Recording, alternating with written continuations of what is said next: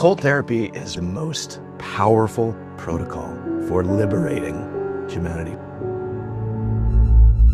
There is a war being waged by a very small group of very well-resourced humans. The stories we are told are about how humans are weak, we're vulnerable, we should be fearful, we should be scared.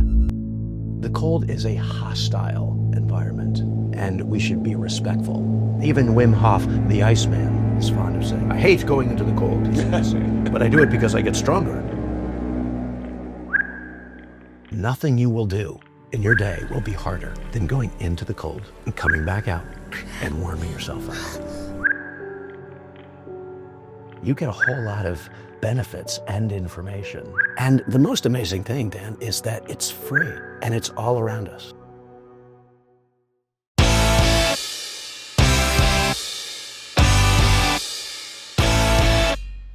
Welcome back to the Dan Astin-Gregory podcast. Today, we're diving into cold plunging with returning guest, Dr. Rob Williams. This is a practice I do year-round that's been genuinely transformational for me. We're going to get into how deliberate cold exposure can boost energy and focus and strengthen your immunity and build real resilience. And this conversation isn't just about icy water, but about reclaiming strength in a culture that is desperate to keep us weak and afraid. If you're serious about taking your health to the next level, then join me at the Health Optimisation Summit in London, September the 13th to the 14th, with sessions from Barbara O'Neill, Dr. Josh Axe, Dr. Vonda Wright, Ben Greenfield, and more. Get 10% off with our discount code ELEVATE at weareelevate.org/health summit. You'll see the link in the description. Tickets are selling fast, so book today. Now let's dive into my conversation with Dr. Rob Williams. Into the deep end we go.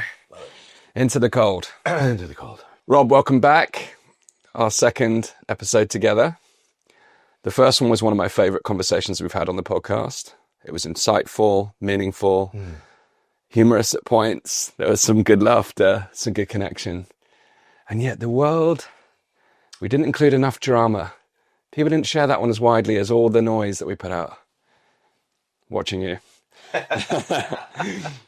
So this time, to give people what they want, we'll get in with the noise of the world and explore the idea of, having spoken about last time the power of breath, this time talk about the power of cold plunging for our health. And I'm going to begin by inquiring, why on earth would anyone go cold plunging? Cold therapy. Or in other words, we're going to free humanity. So cold therapy is maybe the most powerful single protocol for liberating humanity from the 7 diseases of modern civilization. Let's review those. Number 1, stress. We're all familiar. Number 2, sedentaryism. We humans don't move enough. Number 3, what we're doing right now, sitting far too much. And what are we doing when we're sitting? Number 4, we're staring at screens 24/7. Yes. Number 5, can I swear on the show? Yeah, go ahead. We're eating soft and otherwise shitty foods. All of which prompts, number 6, sloppy sleep. Like sleep is a real problem for so many people. And finally, and this one is so existential, we are surrounded, Dan, by stories of dis-ease. Advertising, public relations, psychological operations. Your audience is well familiar. So the stories we are told 24/7 are about how humans are weak, we're vulnerable, we should be fearful, we should be scared. And cold plunging drives a bus, a cold, chilly bus, into all 7 of those dis-eases. Okay. So that's why I think your audience should consider cold, and I'm going to use the word therapy. Okay. Cold therapy. Plunging, of course, is a way, a modality, if you will, within the cold therapy universe. The other thing about cold therapy, Dan, is the way it brings the power of our breath right into focus, right away. It's amazing. Yes. Yeah. And my experience of cold plunging is that it brings you right back into the present moment. Yes. My primary experience of cold exposure is through the sea. I go every Friday. You had the chance to join us this morning. We went this morning. We went this morning. Yes. So much fun. So much fun. Still vibing high. Me too. But the beautiful bit being in the ocean in that present moment, there's two things that happen when I enter into the water. One, my brain goes, "Why are you doing this?" And there's a fear in there. So it's the survival. I don't want to be that cold. So I go all year round, every Friday, all year round, and just in my swim shorts. And can I just say, you have a beautiful, beautiful plunging spot at this beach. Yes, in Sobo. Yes, in Sobo. Yeah, South Bournemouth. Southbourne. Yeah, yeah. I'm envious. It's pretty. It's pretty. It is beautiful. Yeah. But don't let that be a barrier if you don't have a beautiful beach near you.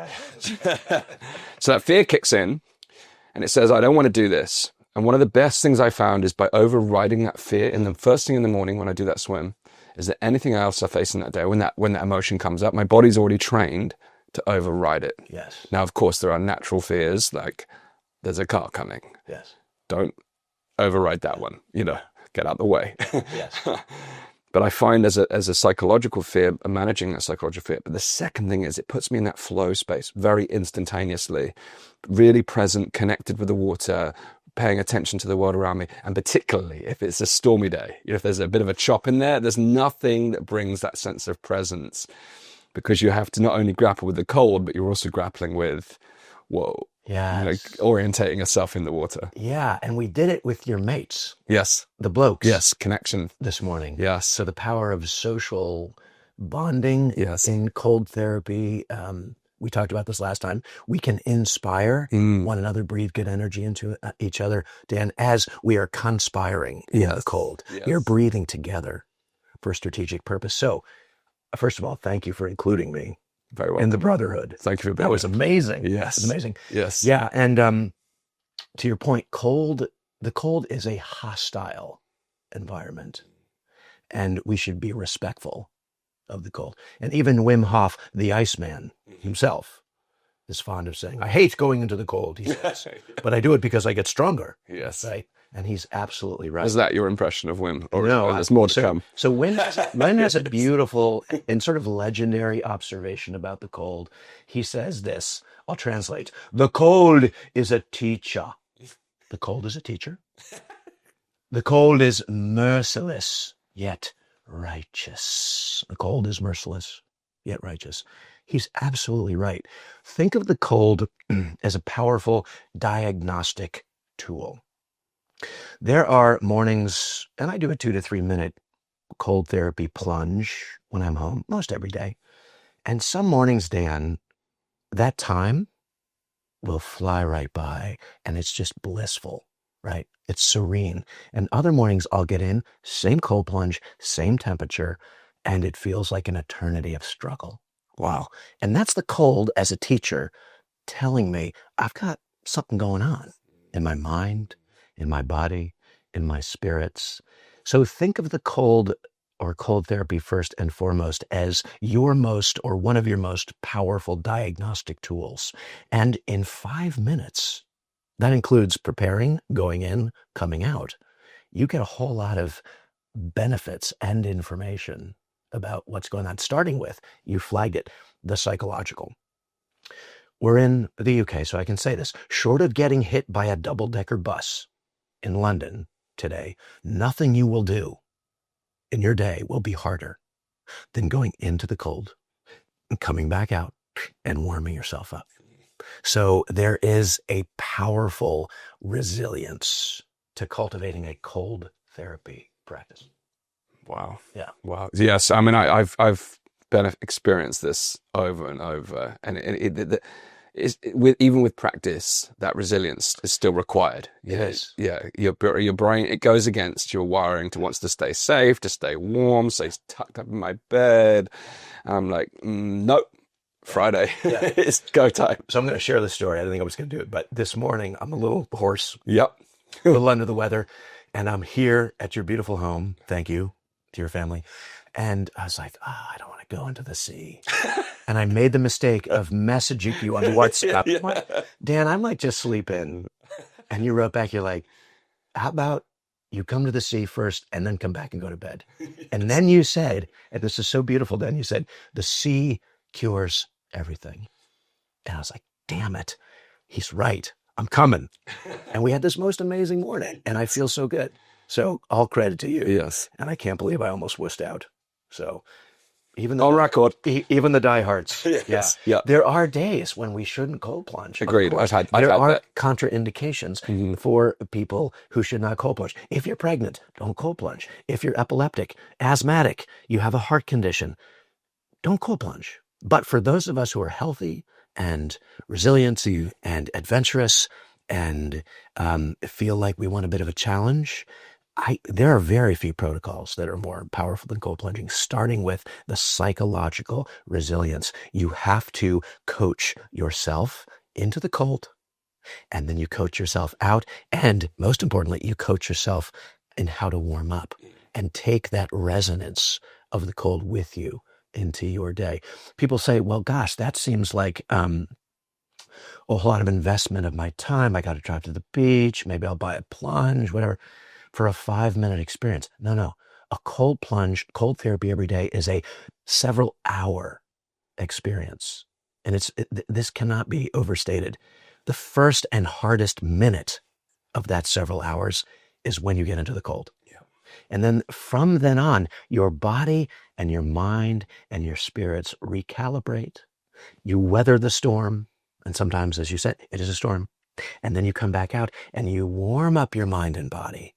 You sharpen everything. And then hours later, you're sitting in a meeting, you're at lunch with your family, whatever, and you can feel the sharpness in your mind and your body doing this. It's like resonate. It's like, wow.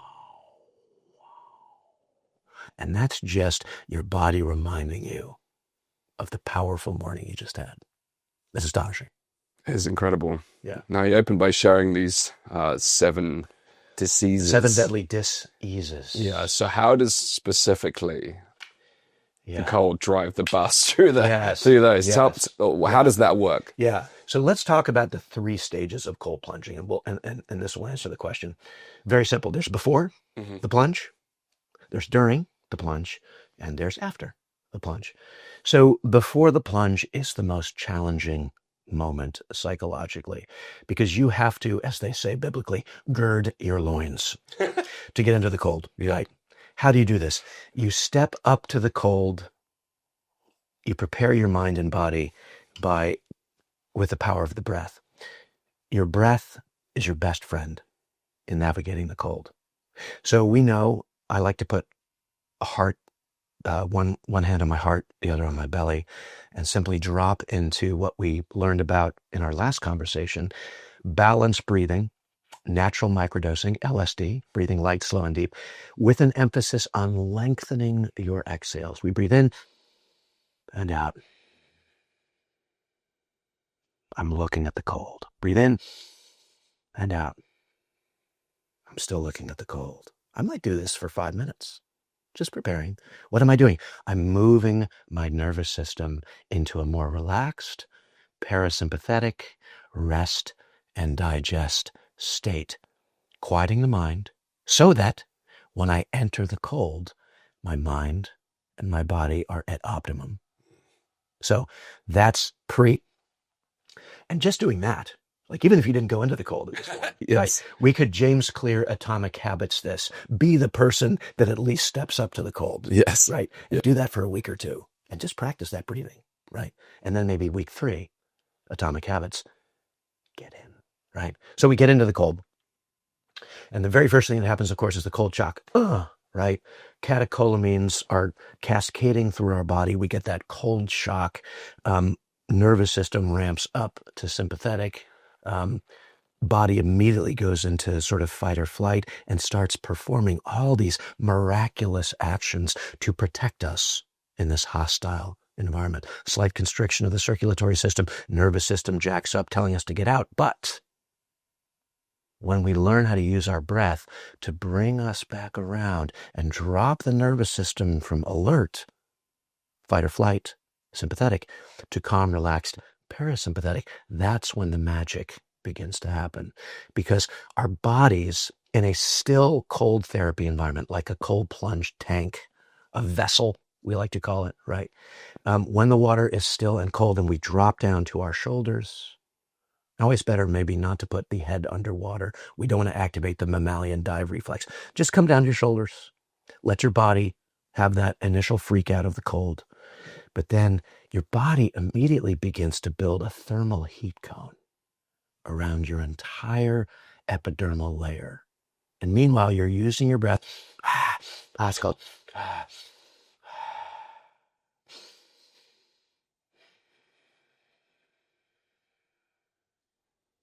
You're using your breath to settle the mind as the body does its beautiful work. So by roughly a minute in, especially with practice, you've moved your entire autonomic nervous system from a state of high alert in this hostile environment to a state of bliss. And I'm not exaggerating.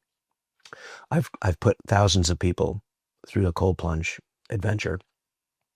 And it's not uncommon for people around minute number 1 to get a big smile on their face, even start chuckling, even start laughing, recognizing that they're okay.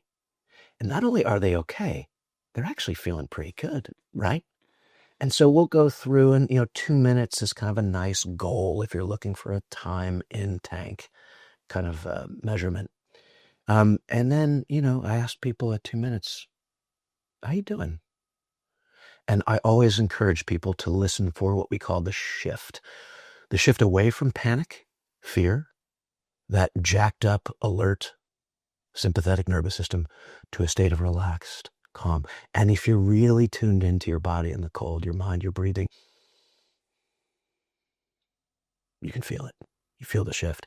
And at that point, Dan, you realize you are way more powerful than you thought you were. I want to take a quick break before we continue because there's an important event coming up that you just cannot miss. On September the 13th and 14th, the Health Optimisation Summit is returning to London. It's Europe's biggest health event, bringing together over 35 world-leading speakers, including Barbara O'Neill, Dr. Josh Axe, Dr. Vonda Wright, Ben Greenfield, and many more. You'll discover game-changing strategies to optimize your mind with insights on psychedelics, meditation, nootropics, flow states, and psychological health.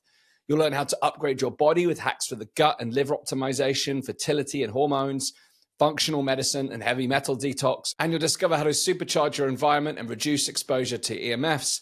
I'll be there and I'll love for you to join me. Tickets are available now. They are selling fast, but you can get 10% off when you use the discount code ELEVATE at the checkout. So just hit the link in the description or go to weareelevate.org/health summit to secure your spot today. All right, let's get back to our podcast conversation. So I'll say 2 minutes, how you doing? And some people are like, yeah, I'm ready to come out. Ready to come out, right? Some people are like, can I of course, stay a little longer, right? The most important thing is feeling is believing, right? There's all this science around, well, we should go in for 2 minutes. Well, we should do 11 minutes a week. Well, the water should be 55 degrees Fahrenheit for women. It should be 38 degrees Fahrenheit for men. And all of those are good data-driven guidelines, right? And I don't want to poo-poo them. However, the most important thing about cold plunging is to listen to your body, feel how the cold feels in your body, not just there, your mind and your spirits, right? So that's phase 2. We're in the cold. Phase 3, we get out. And now here again, the magic continues because we learn how to warm ourselves up in after the cold. Wim Hof has made famous the horse stance. We drop into a crouch, hands up. We move our hands across our body. It's an old Tai Chi maneuver. We throw in a little bit of a and a free and a humanity, right? We do that and we warm up the body just like that. And as we're doing that, we're taking all of the warm blood that's collected here at our core to keep our vitals warm, keep us alive in this hostile environment. And we're moving that warm blood out to our fingers, to our toes, to our entire body. And when you do the horse stance, we have some other nice moves we like as well, with a group of humans after a plunge together, you're continuing to conspire and inspire one another, warming up the body, right? And all of this has taken no more than 10 or 15 minutes, right? And then you go for that cup of tea, that cup of coffee, Maybe you get home, you get a nice warm shower, you begin your day, and your whole mind and body is just resonating. So that's it. Before, during, and after. And we can think about the impact of the cold, as we have already, on the mind, impact of the cold on the body, and impact of cold most existentially on our spirits.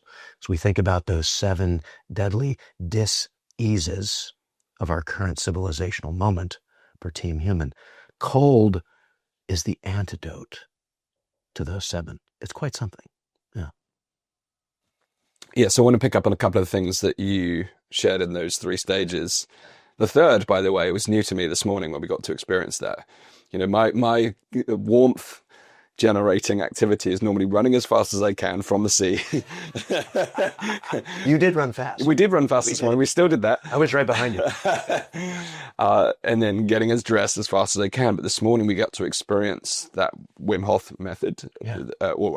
As we were doing it, I was like, this is Tai Chi on steroids. This is rapid fire Tai Chi with almost New Zealand rugby team style, like hacker breathing. I was like, Yes. yeah, I could see a chant coming in, like banging our knees in a minute. It was like, it's our inner Maori. Yeah, inner Maori. Yeah. And it was amazing to experience. And all of us in the group were like, whoa, how is this warming us? And you beautifully explained it. Yeah. The other thing I've recognized, having now cold plunged into the sea almost every week for a couple of years now, is that moment of fight or flight dissipates with practice. Yes. So when I first started going in the water, I would be, it's cold. You know, that reaction that you get when it's a sudden shock, it just doesn't happen anymore. Yeah. My body, it's the preparation. Yes. It's the preparation. Yes. And interesting, as we were speaking, I was thinking about completely the opposite. I've done Tony Robbins' firewalk experience, and part of that is in your mind, you're chanting, it's cool moss, cool moss, cool moss, cool moss, cool moss, cool moss. Because when you walk on those 2,000-degree hot coals, you don't want to be thinking 2,000-degree hot coals as you're walking across it. Yes. So you're chanting cool moss, and I've interestingly found in my head on the colder days, and because, you know, the seabed sometimes has got a bit of seaweed in there, it's a little mossy. Don't let that put you off either. The idea of it being cool in my head, just incanting to myself. If it's a really cold day, I bring myself into that incantation that works wonderfully on the 2,000-degree hot coals. Yeah. It also works beautifully in the sea. Yes. Cool moss. It's just because it reframes what you're about to experience, and often what we expect it to feel like is often actually, once we're acclimatized to it, it's far easier, which is complemented by that preparation step that you shared. God, that's beautifully said. Cold therapy is, among other things, you're right, a mind over body experience. And it is the breath, again, that is our best friend. The breath mediates the experience for you. When you chant those incantations, I love that. What are you doing? Speech is a form of breathing. We forget this. Right? So we can think the words in our mind, which is one way. We can speak the words. What was the phrase again? Kumos. Kumos. Yeah. Right. So we're walking into the sea. Kumos. Kumos. We're exhaling. Kumos. We're moving our nervous system. We're relaxed. Kumos. Kumos. Kumos. In the power of cold, we're actually counteracting the cold's power with our own human power, our own heat, our own incantatory, is that a word? Phrases that are exhales of the breath. And again, this is all ancient wisdom that humans figured out quite some time ago. And we're just bringing it back through the power of the cold experience. That is so beautiful. Yeah, I love that.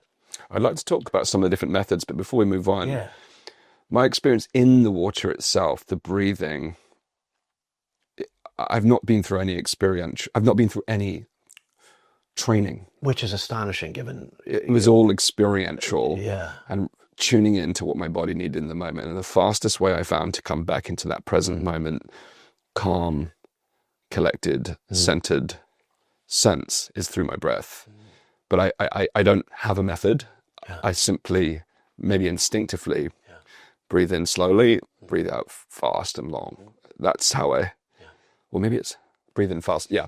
I breathe in fast, slow, fast in, and then long and slow out.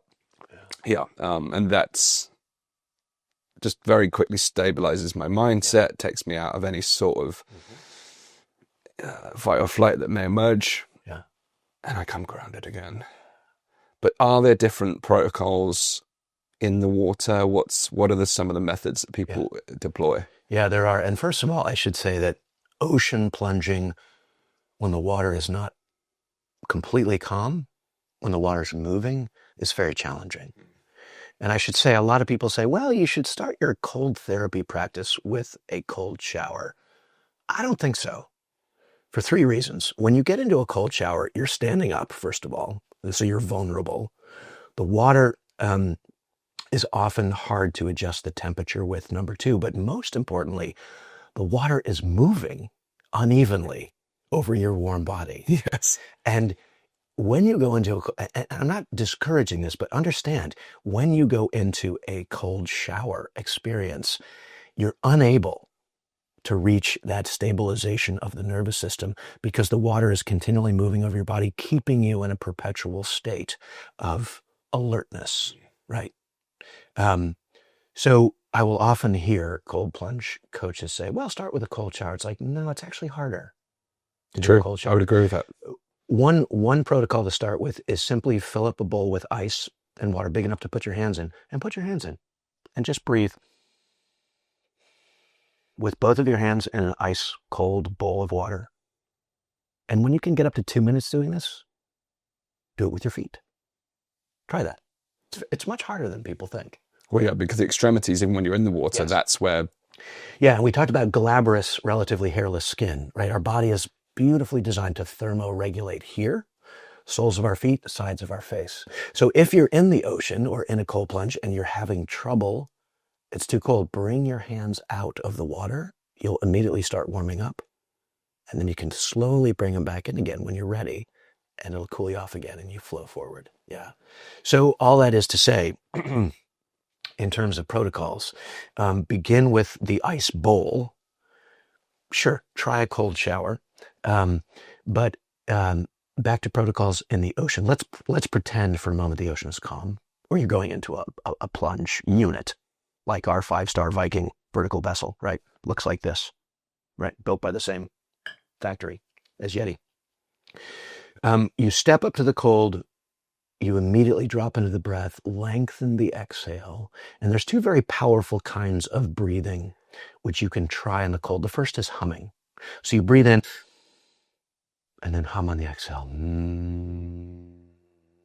And when you hum on the exhale, you can extend the exhale much longer, and you're generating 15 times more nitric oxide, the magic molecule that opens up your entire respiratory system on the hum. I'm still going, a single exhale, I'm still going.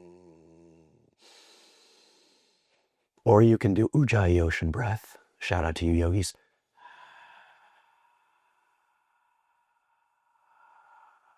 Oh, feels so good just doing it here. Right. So ocean Ujjayi breath or humming in the water is a brilliant way, or 2 different ways, to really focus the mind and bring your awareness to the power of your breath, specifically your exhale, to keep you focused, grounded, your word, love that, and present. Should people sprint into the water as fast as they can, or get it over with? Or this morning you were talking about a gentle way to introduce yourself to the water. Yes. In so open water. If the water is moving and wavy, just get in there. Yeah. Because you have no control over the ocean, right? Just give yourself over to that. And that's what we did this morning. Like, we ran in, we got up to our shoulders, we were bobbing, right? We were playing with our hands, right? And it was so fun. We're chatting. Yeah. Right. Because that 30 seconds in, we're all kind of like, oh, all right, we got this. Yeah. How's everybody doing today? That's great. But so I was on the Isle of Wight in Shanklin 3 days ago. The ocean was completely still. It's a beautiful morning. Sun was out. Sunniest place in England, they say. Isle of Wight, which is a low bar, we all know. And it was low tide. So I literally, I took everything off but my bathing suit, and I just walked probably 100 yards out into the ocean at low tide and just enjoyed the feeling of my body gradually cooling off from my feet all the way up to my shoulders. And I got out there, I lowered down to my shoulders. I just sat and bobbed in that still water for 2 or 3 minutes. And then I came back out. And I think an experienced cold plunger reads the room, if you will. Like, understand what the conditions are. And this is especially true with natural cold plunging, which again, the water's moving, river, stream, ocean. It's the most challenging of conditions. So hats off to you and the mates for doing this. You'll find when you get into an actual, like our Viking vessel, our vertical cold plunge, you're like, oh, it was easy. Well, I'm not convinced. The thing is about when when the water is choppy, your brain is in survival mode. Yes. So which is interesting actually when it comes to the preparation, because the preparation for the still water to prepare for the cold, I wouldn't say I've developed mastery, but I've developed some skill that brings comfort in the cold. But when it's particularly choppy, you are focused on the safety of being in the ocean at potentially its wildest for its area where you live. Yes. And again, I think for the culture that we've come from, I think is very different to what we're moving into now. But, you know, we go as a men's group and people might assume there'll be some sort of bravado and it's like egging each other on to go into the wildest water. Yeah. We don't actually have that as part of our culture. We as our men's group, we want to get in, we want to experience what we want to experience, but there's no, bro, don't chicken. You know, if your swimming ability is not at the level of the ocean, then it's foolish to put yourself at risk. And actually, as a brotherhood, we actually have a right of duty of care to make sure that people aren't doing it because they don't want to be left behind. Yeah. You know, so there's no shame in one of the guys just lying in the start of the ocean, finding a different way to expose themselves. Yes. Because when you're in that really choppy ocean, you have to pay. And, you know, we've been in the ocean where there's wave after wave after wave, and you haven't got time to think about the cold. Yeah. The cold is the last of your worries. It's just like, where am I in the ocean? Towering waves. So that only on that basis do I think that condition is easier, because it takes your attention away from the cold. Whereas sometimes when it's perfectly still, there is nothing else to think about than the situation you find yourself in. I love this point. I hadn't thought of it that way, but that makes a lot of sense. Yeah. Your mind is distracted by survival mode. Yes.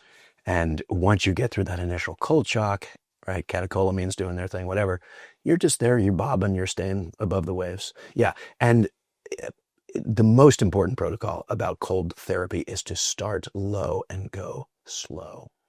Whether it's the ocean, whether it's hands in the bowl, whether it's a cold shower, whether it's a vessel that you're using, a plunge unit, start low and go slow. And there is this, actually two things.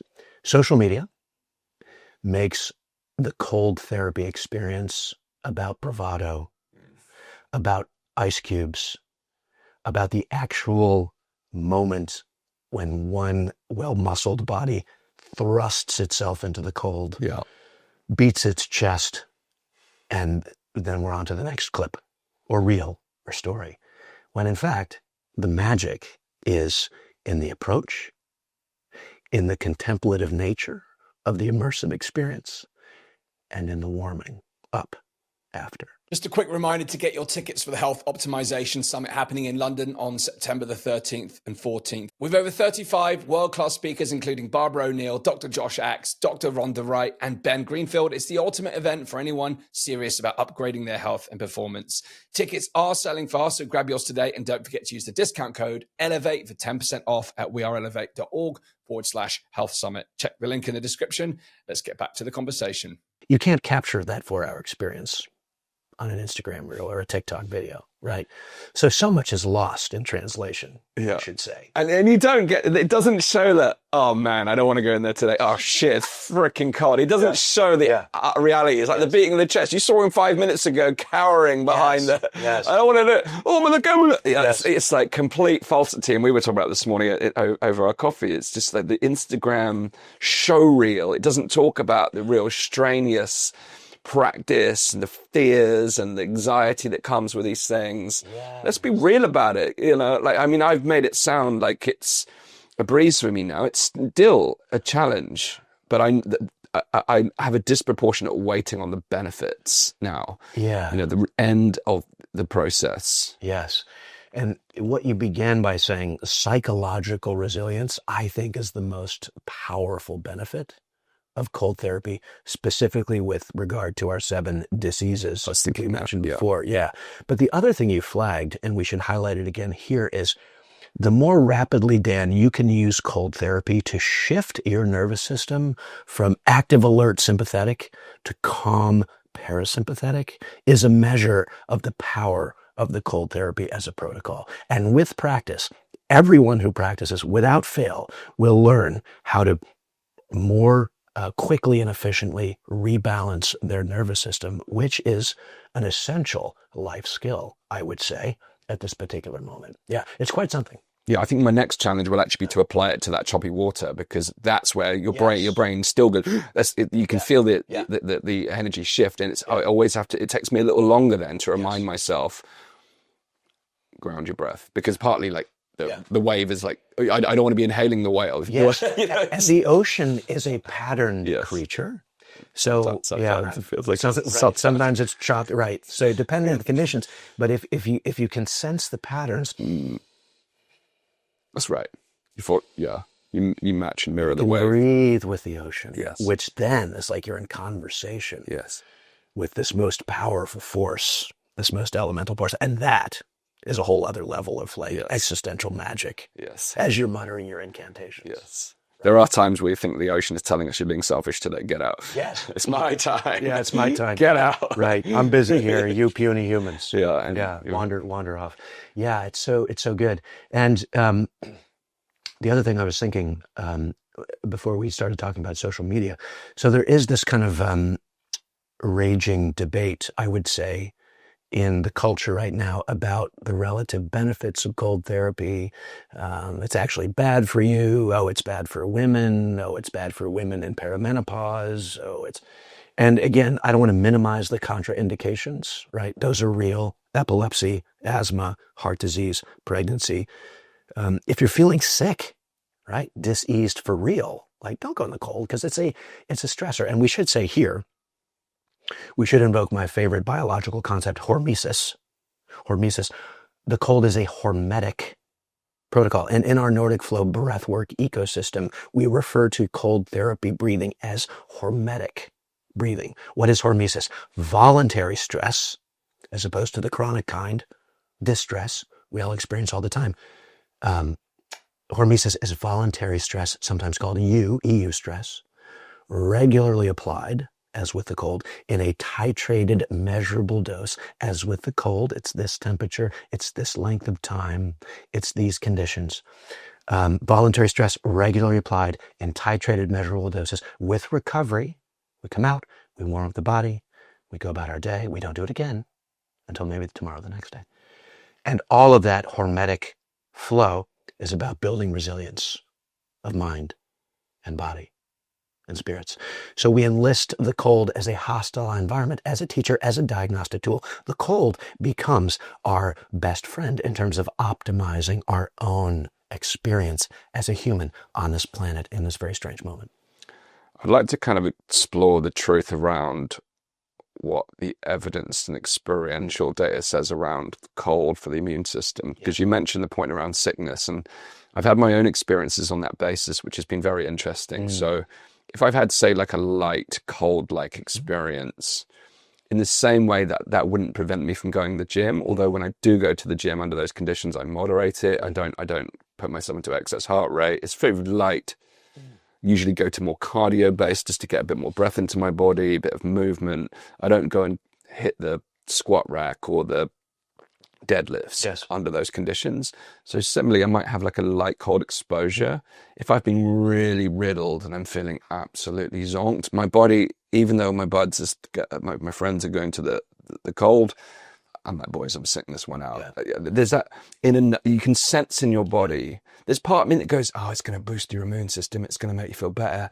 And it might make me momentarily feel, because of that present moment, like, it takes you away from the sense of being unwell. But there's that internal awareness that says, it ain't going to help you today. What does the evidence really say about it? Yeah, that's a great question. I think the evidence is inconclusive, actually. Okay. However, my general 2 rules of thumb, if your body temperature feels off, don't stress it out by going into a situation where you're going to immerse yourself in a hostile environment. Yeah. So that could be a slight fever. That could be you'll know if you're in tune with your body and your mind, you'll know. The other thing is inflammation. Like if you feel creaky, achy, joints are a little sore, you're just not flowing at maximum, or regular sort of daily capacity, don't go in the cold, right? Because it is a stressor. Yes. That said, I would say the aches from the gym, wow, like transformative. So if I've had a heavy session the day before, and I do typically train on a Thursday. Yes. In fact, I even try and train on a Friday before getting into the gym. So didn't do it this morning because we obviously had a guest in the house. Yeah. But I would normally go into a short workout, and then it's so good. Like the immediate benefit that I can't describe how the relief you get from the sauna, so the tightness that comes from physical exercise. Yes. Unbelievable. Yes. And all right, this is good. Let's complicate our thinking here, because I'm so glad you brought this up. So when I say inflamed or achy, I'm talking about kind of the achy that makes you sick. Exactly. I wanted to clarify that. Yeah. However, there's a new line of scientific thinking, again, inconclusive, but I think perhaps conclusive enough that instead of doing a cold therapy session after a workout, specifically a strength training workout, lifting heavy weights in the gym, right? You want to pre-cool your workout because, as you just said, the cold acts on inflammation in a very powerful way. So if you go to the gym and you lift heavy weights for the purpose of hypertrophy, of growing your muscle mass, and then you immediately get into a cold plunge, you're taking away the benefits of that inflammation. So I'm so skinny all the time. Well, next time I see you now, you're going to be like a monster. Yeah. So it depends on your goals. Yeah. But I started pre-cooling my workouts by going into the cold plunge almost first thing in the morning when I wake up. Like I'll wake up, I'll wander down onto the deck, I'll do a little bit of breathing, a little bit of a sort of qigong movement, and then I'll go into the cold plunge. And then I come back inside and start my stretching and sort of breathing routine, and then I'll go to the gym and lift heavy weights, or go for a run, or go for a swim. And I will tell you, I was skeptical, right? But I will tell you, my mind is sharper. My body is more ready to drop in. After the cooling, prior to the workout. And I'm a little bigger because I've been hitting the strength all winter. And this is a really important misconception, I think, about cold plunging. And my first reaction was like, no, I'm not going to get cold before I work out because I'm going to be cold. Your body warms up very fast. Oh, yeah. Yeah. And then you go into it. And you're in the gym, you're like, oh, I'm a beast. I'm so into trying that. So I almost I now want to play with starting with the cold, doing my workout, and then actually getting into the sauna afterwards. So I've gone from extreme to extreme. Yes. And getting into that expansive energy that comes with what I've experienced differently in the sauna. Yeah, I love that. And the other thing we haven't touched on yet, but we should mention here is what's called brown fat. So brown fat, all babies are born with it. We lose it if we don't use it over the course of our lives. Typically brown fat stored in kind of the neck, scapula, shoulders, intercostal muscles between the ribs. And brown fat is mitochondria-rich fat as opposed to the white fat, which is sort of keeps us warm, but most of us have too much of. Tell us about mitochondria. Yeah. So mitochondria are the energy centers of the cells. They generate ATP, right? Adenosine triphosphate, which is literally the energy that drives the 50 trillion cells in our bodies, right? Along with the electromagnetic conversations that happen, right? So when we go into the cold regularly, shout out to Dr. Susanna Soberg in Denmark, who literally wrote the book about brown fat. When we go into the cold regularly, we're actually calling on that mitochondria-rich brown fat to warm us up. And the science seems to suggest now that we can actually, over time, lean ourselves up by replacing the white fat in our bodies with mitochondria-rich brown fat over time. It's quite something. And we teach in our advanced Nordic adventures outside, we'll go into a cold lake, we'll come out, we'll literally warm up our bodies with power breathing, calling on that brown fat in our bodies to deliver that energy in this cold environment to warm us and keep us warm before we begin moving. It's amazing. Wow. Yeah, it's incredible. So yeah, for those who aren't familiar with brown fat, Susanna Soberg's work, she goes by the Thermalist on the Substack, I believe. She's quite something. Dr. Huberman has had her on. She's the one, by the way, who Huberman coined the term the Soberg principle. If you do hot and cold together, sauna, cold plunge together, always end with cold instead of hot. Okay. That's the Soberg principle, because our bodies are more happy sort of warming up than cooling down. Yeah. Very interesting. Wow. So here's another really interesting emerging conversation. If those familiar with Dr. Peter Levine's work on somatic trauma release, we do a lot of talk therapy. You may have noticed in the West, right? Lie on the couch. Tell me what's going on, Dan. We're going to talk through it, right? What seems to be the case is if you adopt a regular cold plunge protocol and you gradually challenge yourself, lower the temperature, lengthen the duration of time in the cold, you can begin to perhaps call out and release physical trauma that's stored in the body, often long-term, by the shivering mechanism that is induced by cold water immersion. Now, again, emerging science on this, inconclusive. I'm hypothesizing here. But there's a guy in the States, in Arizona, Dr. Thomas Sager. He's the founder of the Morosco Forge cold plunge. It's the most high-end, expensive. It makes its own ice. It's amazing. And he and I were just having this conversation a few months ago. And he is convinced more and more, I think, that not only does cold plunging increase your testosterone levels for men and for women, not only does cold plunge therapy improve your sex life and your love life because it generates oxytocin, dopamine, the cuddle drug, etc., bring couples together in the cold, but that cold plunging could actually help release somatic trauma in a way that talk therapy simply cannot. And that, I think, is fascinating, especially given all the conversation about trauma, about anxiety, about chronic stress, about mental breakdown that we're seeing out there in the culture. Perhaps a regular cold therapy practice, again, 5 minutes a day, could help. Experientially for me, we go on a Friday. That's our routine time. Most people who watch this show know I work very hard, cram 5 days into 4, Monday to Friday. Yeah. Come Friday, there is a degree of fatigue that I'm starting to feel into my mind, body, emotions. Once I come out of the war, it's game on again. I'm back, and it gives me that extra day, and it gives me a full day productivity. Whereas Friday mornings, I used to save it for admin because my creative faculties would be limited. I would, is all the things I've put off the week. But now my productivity on a Friday is elevated by this morning experience. So it gives me the final day of the week back. And for some of those people, I'm very much productivity performance driven. So Friday, like losing a Friday because I'm tired is not an acceptable outcome. So having the ability to go through this experience, recharge my body, mind, spirit, soul, emotions from a productivity standpoint has been incredible. But it also has removed that sometimes background latent anxiety that would have built up through the week. So, and the work that I do, as our core audience know, is engaging with where the world is at.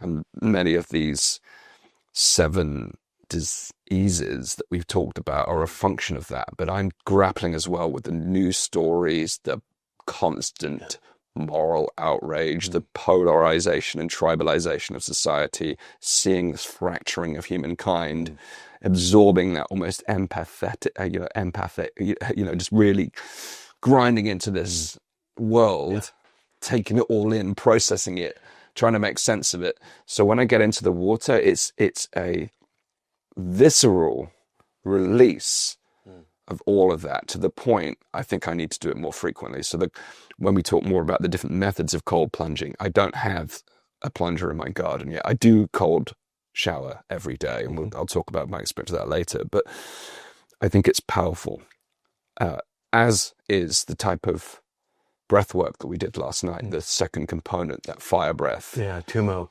breath. Inner fire, resilience breathing. Yeah. Well, I think you just gave us an incredibly powerful example of how cold therapy can, number one, shake off somatic trauma. And the 60,000+ monkey mind thoughts chattering away in our mind every day, 48,000 of which are negative. Dr. Joe Dispenza, shout out, right? And also serve as a productivity hack. So Oliver Berkman and Chris Williamson, I know you guys are out there cold plunging, but maybe that could be another way to think about the utility of cold plunging is that way. I had the same experience. Yeah. And the other thing I would add, thinking about our experience this morning, is the social element and all of the neurotransmitters and bioelectric feedback that we're able to provide for one another through the entire experience of this morning, right? We talked last time about, I'm fond of pointing out that the Latin root of the word breath in English is the spiritus Latin word. And cold plunging has the same elements because it is a breath-focused practice. When you approach the cold every day, you are aspiring upwards to use that hostile environment to your maximum benefit, right?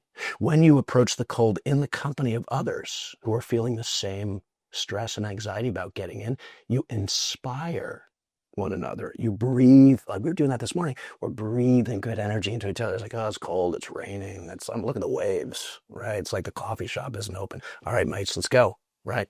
Let's do this, right? And there's some laughter, some levity. We're having fun. And then, of course, the conspiring, right? The conspiracy of the cold therapy. We are breathing together for strategic purpose. And the cold facilitates all that. Like, it's interesting. I hadn't thought of it quite this way before, Dan, but the cold is a medium that facilitates perhaps even a more powerful depth to breath training in community than even some of the work that we did last night. That's why I prefer cold dipping as opposed to cold water swimming. Yes. Cold water swimming plays a role. I think they're separate entities for me. Yeah. But the core benefit of a dip, where you can go in together in communion, you check in on the status of the group to make sure everyone's all good, and then you enter into dialogue and you're into discussion. Sometimes moments of awe. We've had moments of real bliss and awe because we're there when the sun is rising, and it's just mind-blowing to witness. Sometimes it's the wildness of the ocean that brings us into that awe and bliss. Sometimes we're just chatting about what's going on in people's lives. But it does create the container for a discussion. And it's fascinating this morning because we put out the call to the public to say, do you want to come and join us? Because normally it's a group of friends that do it on Friday. We know each other well. We're free spirits. We have common worldviews. We have shared interests. So one person out of the entire Sobo community down here turned up. Rich, shout out to you, Rich. Nice to meet you, Rich. Absolutely. And we joked about it at the beginning. In Britain we've got that culture of how's it going, mate? Good, yeah. Good. No doubt. I'm good. You good? I'm good. You're good. Yeah, good. We're all good. Just like this surface level blah.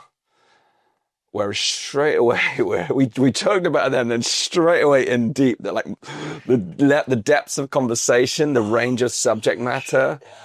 And I just feel like I've had that experience around a campfire. It's a great equalizer. It removes barriers and boundaries. The ocean is the same, the wildness of the ocean. Maybe it's just the group, and he was supposed to be there today. I mean, I'd love to see some complete random who's just like, you guys are crazy. Right? You weirdos. Yeah. Well, I was joking with you later. It's like, I thought Rich was an old friend of yours. Yeah, exactly. Because like, Just we're straight suddenly away in flow. in bond. Yeah. Incredible. Yeah. Yeah. Yeah. And over coffee, we're talking about like the heart's toroidal energy field and sacred geometry. And yeah, I was like, And then the blurring of AI and nature and where it all intersects, you know. team human moment. Yes, how we intersect with technology and preserve our sovereignty and agency. University should talk about what's going on here. No, it's so fun. Yes, It was so fun. I mean, sometimes maybe you just need a bit as again. Yeah, that's right. Did you see the football last weekend? Yeah. Well, and you brought up cold water swimming. Shout out to the cold water swimmers because they've provided the scientific community with the research around the benefits of cold water. Higher white blood cell count, anti-immune, anti-inflammatory, like all of the stuff that science is building on with cold therapy some of that research comes out of the cold water swimming research, which is pretty conclusive on the benefits. So there's, of course, obviously an overlap there. And truthfully, I'd use some cold water swimming. Like cold water swimmers, unless they're in like a 5 mil wetsuit, they're out there swimming around for a few minutes, but then they're like, they're coming back in because it's freaking cold. Yeah. Yeah. So it depends. Yes. Got some real stalwarts out there. They'll go and swim for a long time, but I like dipping. Yeah, dip it. So I mean, let's take a look at some of the different methods that people can have cold exposure. So I think hands in the ice bowl, feet in the ice bowl, cold shower, as long as you recognize what's going on with the nervous system. You don't get that chance to relax, but it's still a good training tool for sure. Get yourself, I live in an agricultural state, Vermont, shout out, in the United States, retired yak farmer. I just took a galvanized steel cattle trough, filled it with cold water, dumped some ice in it. That was my first training tank. And I did that for a year before I got tired of buying ice. And now we sell, as I mentioned, this, double hulled $6,000 Viking vertical Nordic Wave award-winning cold plunge and everything in the Supersized water bottle. Supersized water bottle. Right, exactly. Yeah. It was a visual prop. Yeah. But figure out a low-cost way at first to get yourself into your ability to immerse yourself in still water that's cold and clean. And there's so many different ways to do that, so many different products, etc. There's so many places now that you can do that, right?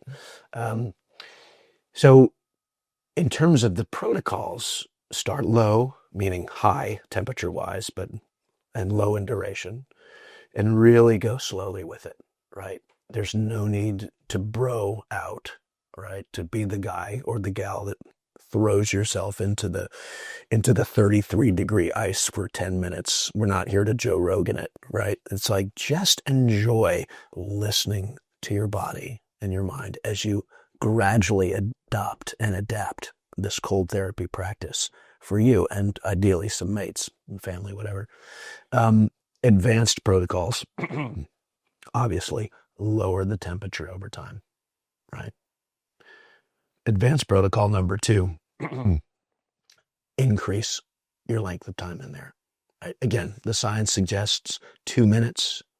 Dr. Andrew Huberman, 2 minutes, minimum time in the cold for the maximum benefits. Anything else you do beyond 2 minutes is gravy. Yeah, I'm curious, but is there a point of diminishing returns? So is it like 5 and 6 minutes? Yeah. So as you said earlier, when you're able to shift your nervous system from alert to relaxed, you're about halfway through. So double that and stay in. You'll be fine. Yeah, typically it's like a minute for newbies to really bring the nervous system around with the power of the breath, and then another minute to enjoy the bliss. It's like, oh, it's cold, but I got this, right? And then flow from there. Every body is unique and sovereign, and every day is different, right? And as the great Greek philosopher Heraclitus famously said, all is in flow. When you get into a plunge, the water's different every day. You're different every day, right? So just be mindful. It's like, oh, this is actually a new experience I'm having. I'm used to doing it, but it's still a new experience. Like the beach, the ocean. Yes. It's never the same. That's right. Yeah, never the same. So honor that. That's like, oh, that's cool. How about that? Hands in, hands out. Nice way to thermoregulate. If you want to dunk people, I was like, can I just put my head in? You can. We suggest doing it at the end, especially if you're new to it. There are 750 milliliters of blood flowing through your skull every minute. And when you stick your skull in cold water, what happens? Your circulatory system feeding your brain constricts. Yeah. Right? So you're literally, cutting off some energy via the oxygen to your thinking brain. So be very careful there. The other thing when you put your head in is you're activating, we mentioned the mammalian dive reflex. You're telling your body, you're diving. Right? So your heart slows down, right? It prepares you to dive like a duck or a dolphin or any other mammal that has the same reflex.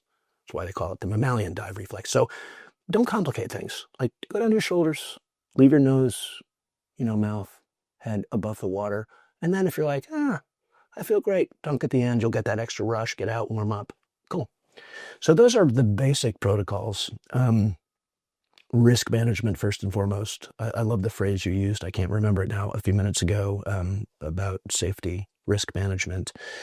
Just being aware of your surroundings. If you're coaching someone, it's really important that they are volunteering to have this cold therapy adventure. Hormesis is voluntary stress, right? Don't shame or pressure anyone into going into the cold. That's a recipe for We don't potential endorse disaster. any form of coercion Yes. on this show. You're right. I should know. Because, go for it, because we are free men. Yeah.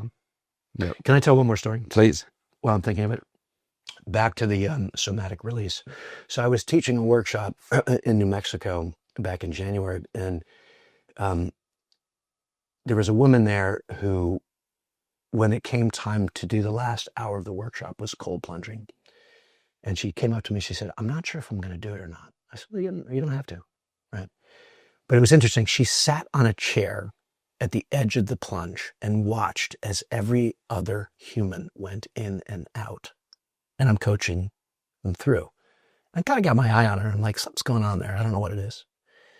And she's the last one. It comes to her. And I look at her. She looks at me.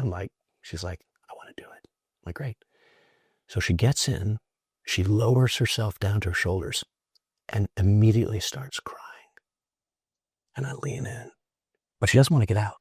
I lean in like, how you doing? She's like, I'm okay. She's like, when I was a little girl, I almost drowned in ice water. And I'm sitting there thinking so I said to her, so basically, you're the most ass-kicking human in the room today. And she smiled. And then she got out a minute later, big smile on her face, right? Warmed up. Wow. And as she left, she's like, thank you. Wow. I'm like, no. Thank you. Wow. Yeah. Our job as cold therapy coaches is to simply hold the space. The cold does the work, right? In flow with whoever's in. And that was, again, I put a lot of people in cold plunges. That was Goodness. very powerful. Yeah. Well, the sovereignty she must have gained in that, because you can imagine the story that you've subconsciously carried your entire life about the dangers of water, feeling out of control, and that can permeate into other parts of our life where we don't necessarily feel we have control. Whereas she must have taken the power back in that moment. Yeah.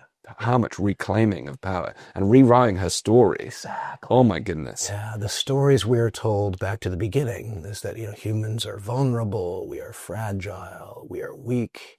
And in that moment, to watch that woman get in, knowing something was going on, and then fully realize by the end of that 2 minutes how much courage that took. I was like, ooh. Incredible. Well, and also Jason Christoph, our shared friend, talks about, it's only weak, vulnerable people that can be controlled and manipulated. So to me, this is part of the defense system against propaganda, against mind control, against advertising, so that we can become more conscious in our experience. The more resilient we can become. It's an essential practice. The thing I'd like to close about is talk about consistency. Again, this was a discussion we had with the group this morning, because Rich, who joined us this morning, totally random guy to us, new to us. And he was open in sharing all of the prior excuses that he'd made for himself, which was wonderful to hear. But today he came fully spirited, fully committed. That's step one, commitment. Finding the commitment to take that first plunge, that first dip, or that first splash in the cold. He made that commitment. He shared all of those objections, even down to I need the gear. It's become an industry now. It's open. It's like cold water swimming. It used to be called swimming. I need to have one of those super cool jackets. I go on. And the booties. And the mug. And the suit. It's like, no, just get in the water. I've got all of that stuff now. It's been beautiful. But it's one of those things that once you have a new hobby or an interest, like people are like, oh, I can buy you that for Christmas. Or, so like over time, everything I've got has been a gift. So I've got this dry robe alternative local brand, Beach Bum. Shout out Beach Bum. Love your gear. Backpack, waterproof backpack. The Yeti cup, it's the gloves, the booties. Like, oh, clearly he is a cold plunge. But I didn't start there. I just started in my ragged night boardies. I just accumulated all these things over time. But he was even saying that I need the gear. He's like, no, you don't need the gear. I'm getting in. The first step. Step one, commit. And if I may piggyback, and you remember he also said, my girlfriend. Sent me this. And said, you've been talking about this get in there. I love that. Yes. I love that. I love that team spirit. Like there's such collaboration together there. And it wasn't, the way he described it, it wasn't like, come on, man up. Like it wasn't like a jab. No, it was like, I believe in you. Exactly. It was, I believe in you. And he was like, yes. I love that. It's so powerful. So he did it, but then as a group, we're saying, will he come next week? Like commitment. I think he will. He's already in the WhatsApp group. He's committed. I think he loved you guys. But I think that consistency then the first step is that commitment. And no matter what type of experience you have, because you may come out and think, man, it was so good. It was tense. It was intense. It is intense. Get comfortable with it. Get comfortable being uncomfortable. That's how we create change in the world. Yes. If we stay in our comfort zones, life will give us a plan. Yes. But if we want to carve our own destiny, you've got to get uncomfortable. It's so beautiful, Dan. I think, again, you're helping me really deepen my own understandings here of cold therapy. Perhaps cold therapy is in micro, a version of the hero's journey. There's the hostile environment. I have to go slay that dragon. That dragon is the cold. And yet the dragon somehow is going to teach me about myself. And I'm going to go in to the dragon's lair, the cold. I'm going to immerse myself. I'm going to come out, having survived. I'm going to warm myself up, bring myself back to full state of readiness. And then I'm going to do it again tomorrow. Yeah. Well, the Meet the Mentor today, the gift you gave us all this morning was that I just remember that miraculous moment. Everyone looked up. Like, how is this making us warm? It isn't just a movement. You explain the science behind it, how the cold, how our body protects itself against the cold. So we were all doing this together. And that is a new practice that I will adopt because actually the frenzied cold can kick in. You have to keep your breathing in the recovery because often it's actually colder outside. It's often cold, particularly in Britain. You get the sharp, sea breeze. And the wind, which is your most dangerous foe. So warm up, and it's like, whoa, that's when you get back into the cold and you have to bring yourself back into the breath. But this practice now, I will adopt that every time. And I encourage folks to make a circle, make eye contact. Yes. Drop in. You find that energetic, that bioelectric flow of movement and breath, exhalation, incantation. Whew. Maybe we should say, so, bo. Yes. But truly that conspiratorial power as you inspire one another, that's the magic. That's it. And then we build that consistency. I think that's the habit. That's where I find the cold showers actually help reinforce the habit. So, people ask, do I just jump straight in the cold shower? I actually don't. I start with a warm shower. I use that to wash, blah, blah, blah, get myself clean. And then I will actually, and there's no phasing. It's like, jam it cold. Again, self-taught. No one's told me to do that. And as you're turning the dial to cold, focus on the breath. Yep. Well, that's interesting because as well, I have found in the uncertainty of the water when it comes to the shower, because you can't get that consistent. When your full body is immersed, you're absolutely right. You adapt very quickly to the immersion.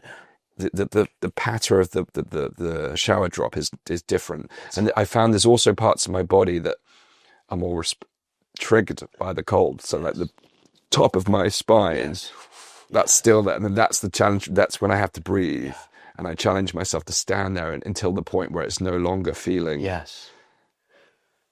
That's a great protocol. And then when I do that, though, I can then enter into that similar state that I have. Not the same, it's similar to what I have when I'm fully immersed. Especially if we've got some music on. I'm like, you see, I get in the zone. And it's, So that's my consistency. I'd love to have a cold plunge in the garden. That's my next step. And maybe we'll talk about at the end, like what people need to think about when it comes to different ways they can do that. So cold plunging plus the cold showers has helped me keep the consistency, because it also, I don't know how the water systems work, but clearly in the winter when you dial it down cold, it feels colder. You know, the water storage is colder, so it mirrors what you would experience in the ocean. So my daily shower, keeping the cold, it makes it easier actually when I jump in on a Friday. My body's had cold exposure all week. So this is beautiful. So think of the cold shower protocol not as an introduction to cold plunging, but as a training protocol. It's like if you have a regular cold plunge practice, use the cold shower to, I'm going to say, toughen up the particular parts of your body, to practice the breathing techniques as you shift dramatically in a moving cold water environment, right? Use your breath to shift your nervous system. And again, you're not going to bring yourself into that relaxed state. However, you are going to can get deepen close. the resilience. Yeah, definitely. And I love that idea. I love to play with it as well. So you got the rain shower, which kind of gives you that somewhat all over body coverage. But I like to take the hand shower and just play with like different parts, giving it like deep exposure on my forearm, for instance. And where does it start to get uncomfortable? Noticing how it feels in different parts of my body, how my body responds or reacts. It's quite interesting to play with that and understand how I mentally respond to it. And then how I can, again, use my breath to tune back into it. Yeah, gosh, I love that. But again, also, if I'm dealing with an injury, it's actually very nice to give it that cold exposure. Work the injury. Yeah. The muscles, the skin there, the fascia with the cold. That's right. We'll close by talking about cold plunges, but before we go there, I want to talk about contrast therapy. Yeah. That's something that's been relatively new to me, because there's some new areas, there's new setups here in the local area that offer both saunas and cold plunge on site, unless you have access to a sauna and cold water immersion at home. I know there's lots of now home kits that you can buy to have that contrast therapy, but there's a beautiful site here now called Slow Mo that offers the beautiful Nordic saunas plus the cold plunges. Tell me, what do we need to know about contrast therapy? Because I know nothing about it. Again, it's experiential for me. Yeah. So science first, 75 minutes per week, 175 degrees Fahrenheit. You can help me with the Celsius calculation. I can't. Someone else in the comments. In the comments. Yeah, 2 to 3 times weekly on the heat therapy. And we should distinguish, there are traditional saunas that heat your body from the outside in. Think of the traditional Finnish sauna. And then there are infrared saunas, which cook you from the inside out. And there are advantages and benefits to both, slightly different, but we don't need to go down that particular path here. More importantly, contrast therapy, combining cold therapy with heat therapy, is it just ups the magic. It's amazing. I sort of liken it to like when you get into the cold, you're taking a big inhale, and when you get into the heat, you're taking a nice exhale, right? So really nice flow, 1 hour session, 15 minutes in the heat, come out, give yourself transition time to let your body adjust, especially if you're new. They say 2 minutes, again, listen to your body. And then, 1 or 2 minutes in the cold, right? Come out.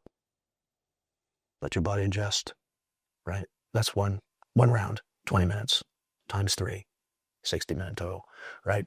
And then finishing on the cold. Finish on the cold. So maybe we start in it. Well, maybe at the very end, you just do a little bit of a dunk and come out, right? And again, the goal, especially with the cold plunging, isn't to really gut it out, right? Each round is just to enjoy moving your body temperature and kind of rearranging your internal systems via the power of the cold for the next sort of adventure in the heat. And it's like 3 times you're doing this.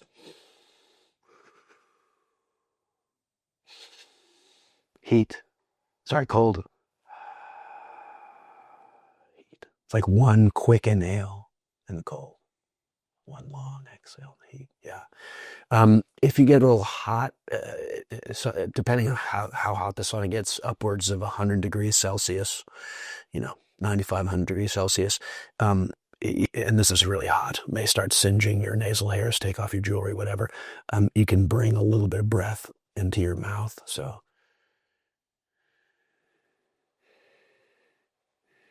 that's really hot. But if you really want to get those heat shock proteins really circulating and moving around, again, start low, go slow. But putting those 2 things together is pretty remarkable. And it really is like, there's really nothing quite like the contrast. Yes. And I love the fact you talk about that transitionary point, because I hadn't really thought about that, because it's contrast therapy, not shock therapy. Yes. Because you can, if you go straight from that heat into the intense cold, like jumping from one to the other, it can cause an experience of dysregulation. Yes. And disorientation. And I've even had experiences like that where I get a bit lightheaded. Yes. And I don't fear that, because I've experienced that in other contexts from breathing, etc. But it can create a moment of panic. It is disorienting. Yeah. So I'm married to a Viking. We live in Vermont. We built an outdoor sauna. We had the plunge there. We've been contrast therapy practice for years, and buck naked in the dead of winter, snow on the ground, darkness, stars, candles. It's like, oh. You haven't been arrested like Matthew McConaughey for being naked in your garden yet. No, he's living in the wrong place. Yes. Mr. McConaughey, come to Vermont. Yeah. Yeah, our kids used to accuse us of being hippies, which we're not, but one can be buck naked. And now, of course, they're out there doing it with their girlfriends and boyfriends and having the time of their lives, as they should be. But there are moments when you come out of the cold in particular where like, whoa, a little disorienting. So you want to be careful. Yeah. So if you're naked and it's dark and no one else is around, right? So yes, it's not shock therapy, it's contrast therapy. Be mindful, but that flow of movement, mind, body, spirit, the breath, from a very hot, hostile environment to a very cold, hostile environment teaches you a lot about, again, human resilience and what you're capable of. Like we are, each of us, powerful beyond measure. And both of these protocols allows us to just begin to kind of understand, flow into that experience of just how powerful we are as humans.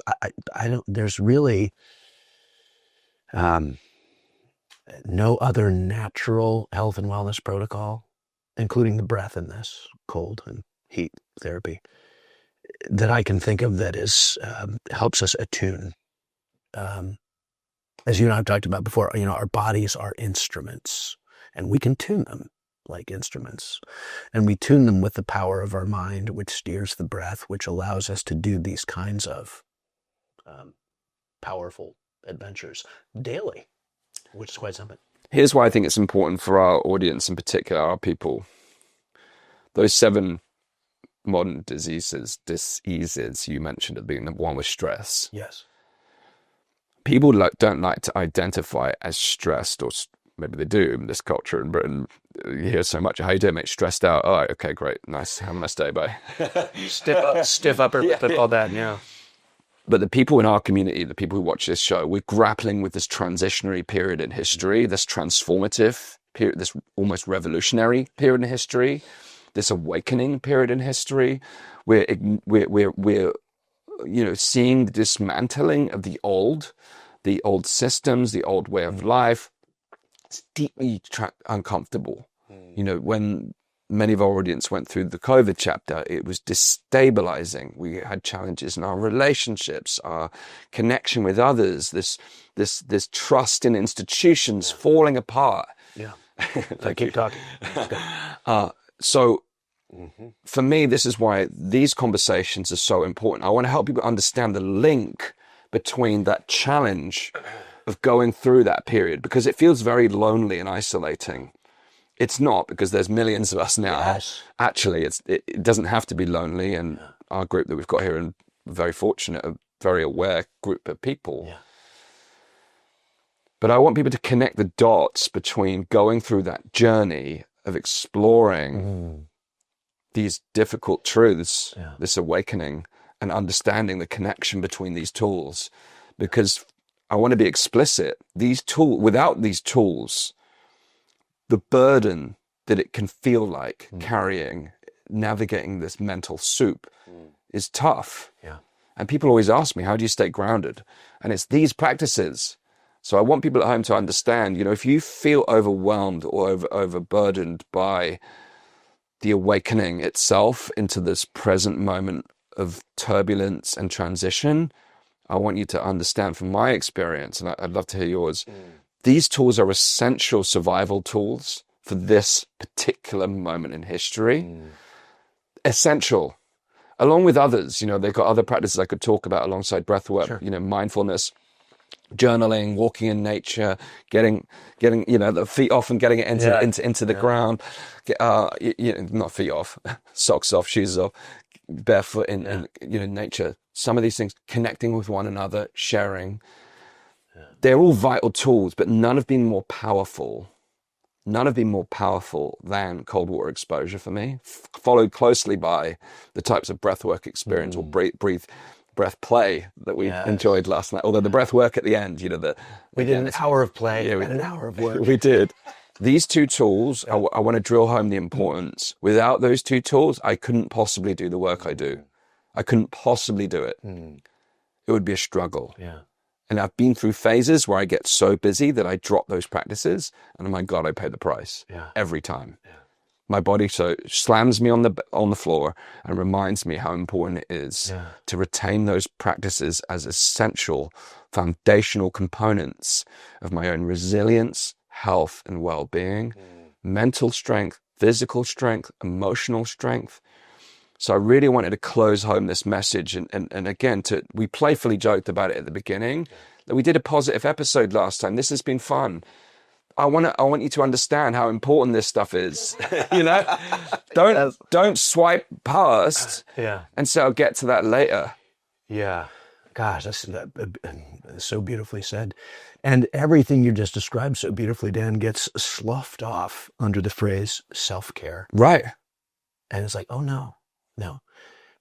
When you invest your time and life energy in caring for your mind and your body and your spirits, you are doing the cosmos a huge service, starting with you, of course, but then with your family, your children, your wife or husband, your community, your business, whatever it may be. Yes. I think of it this way. Can I speak plainly? Yes. Boldly. Two things are true. The first is that each of us as human beings are deep in resonant flow, 20,000 breaths every day with the rest of living and breathing creation. And that is not a miracle. That is 20,000 miracles a day. And that 80 to 90% of us are oblivious to the power of being in flow. I'm quoting the great Greek shamanic philosophers, Empedocles, Heraclitus, before Plato came along, right? That power of resonant flow is a beautiful gift, an opportunity, potential, right? That's the first thing. As James Nestor beautifully says in his book, Breath, The New Science of a Lost Art, shout out to our buddy James, respiration, breathing is reciprocation.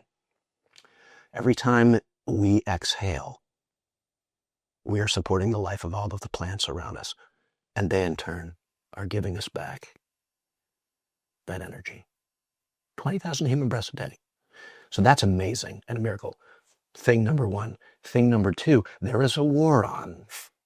There is a war being waged by a very small group of very well-resourced humans.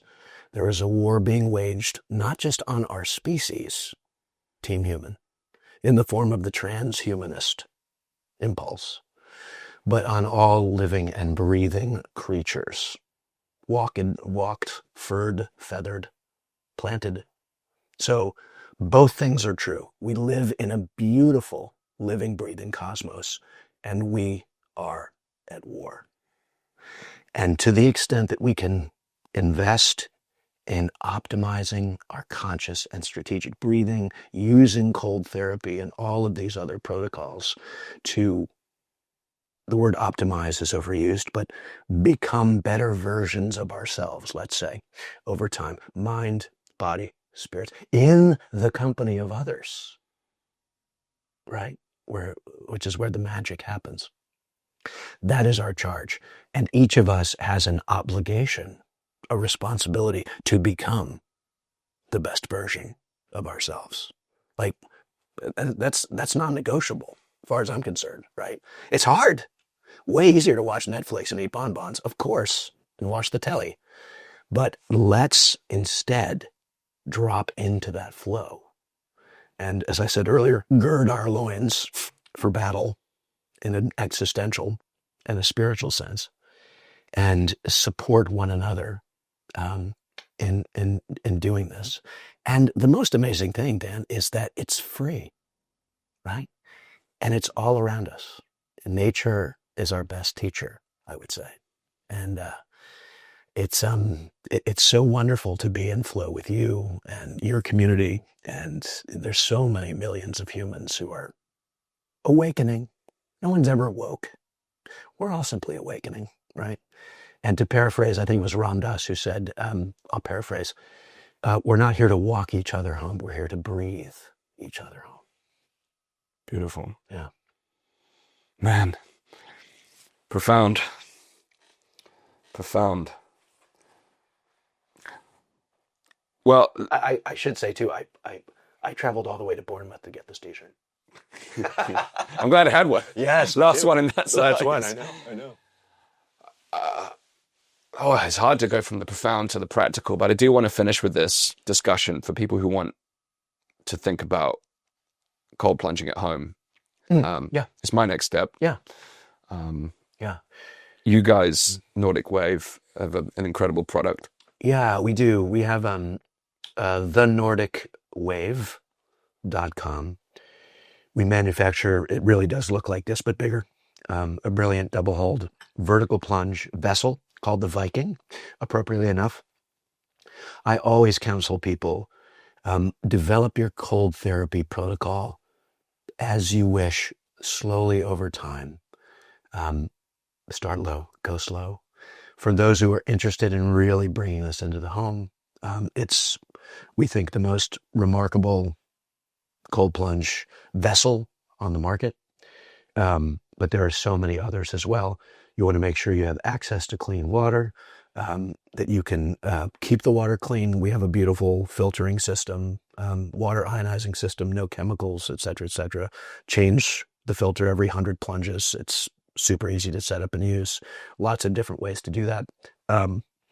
Obviously, you want to be able to drain your water from time to time. So think about that. We have people with our Vikings in high-rise townhouses in Chicago teaching live breath cold plunge sessions on our Nordic Flow app. And they look like pieces of furniture. They double as like a nice bar table, put some drinks down. That's super cool with the lid on. But yeah, it's really not hard to get into the cold therapy space, again, especially with friends and family, and then grow it from there, like anything else. And shout out to our team at thenordicwave.com and at nordicflow.io And we do on our app, I should mention the Nordic Flow app, we do have a series of cold therapy breathing exercises from 2-minute to 20-minute, hands in the bowl, to like how to do it in the ocean with nature. And this is very exciting. Last thing I'll mention, I think we're the only cold therapy organization on the planet that offers a very low cost 3-week online course in cold plunge fundamentals. Awesome. Cold therapy fundamentals taught by yours truly and our very own Donna. Shout out to Donna Senamano in Chicago, who's a brilliant health and fitness leader and just a dear friend. So yeah, so check out thenordicwave.com, nordicflow.io, of course. I hope that you and I will continue to collaborate as we elevate. We made that connection the other day. Indeed. And yeah, it's been such a pleasure to be with you once again. Absolutely. And thank you too for the magic elixir Oh, yes. that has preserved these vocal cords. Yeah. And also shout out to your beautiful family for hosting and the studio. Which I sabotaged just before we started. Well, this studio and Lizzie's studio for hosting us. Of course, last night. And for everyone who Thank came you, out to what was, I guess, a sold out 2-hour adventure last night. It was. So let's do that again. Indeed. Yeah. Thanks, brother. Love it. Appreciate you. Everyone watching at home, please let us know your comments and thoughts. Share in the comments your experiences with breathing techniques, cold water immersion, contrast therapy. Have you tried it? What's stopping you? Let's hear about it. And please do share this episode. I really mean what I said at the close of this, and hopefully we may even take that and put it in the front, because I want to frame how important this is. And I wholeheartedly believe in what I say there with conviction. So please do share this with people who are with us on this journey of turbulence. We need the best tools that we can possibly access.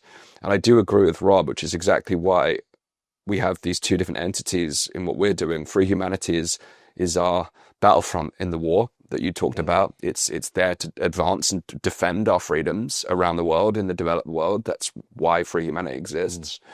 It's also to offer a beacon of what a free world could look like. But Elevate, the brand that we're building now, is really about human flourishing and how we can live our best lives, how we can live on purpose, and despite all the madness of the world, we can forge our own destinies, and Elevate is that platform to support you on that journey, as is Nordic Flow and Elevate your health. Indeed. Nordic Wave. Yes. So synergistic. I hadn't made the connection till you did last. I said, wait a minute. Incredible. That's crazy. But yes, agreed. Well said. Yeah, so thank you to everyone at home. Thank you, Rob. Great to have you here again. And do go back and check out, after watching this one, if you've made us all the way to the end, kudos to you. Do check out our previous episode where we centered in on breath work, or breath techniques, breath optimization, breath play, as Rob lovingly describes. Yes, energy flows where focus goes. Team Human. Team Human. We got this. We got this. Thanks for joining me for this powerful conversation with Dr. Rob Williams. If you enjoyed today's episode, please make sure you also check out his previous appearances, including his deep dive on breathwork, and yes, even our exploration of geoengineering as a direct threat to human health. And don't forget, the Health Optimisation Summit is happening in London on September the 13th and 14th. It's Europe's largest health conference, bringing together world-class speakers, cutting-edge biohacking and longevity science, and practical tools to help you optimize your body and your mind. I'll be there, and I'd love to see you too. Tickets are available now, and you can get 10% off with our exclusive discount code ELEVATE. Just hit the link in the description to secure your spot today. Finally, if you found value in today's conversation with Rob, then please hit subscribe, share this episode with a friend, and join our mailing list at danastingregory.com/podcast so you never miss what's coming next. Until next time, my name is Dan Astin-Gregory. Live free and prosper.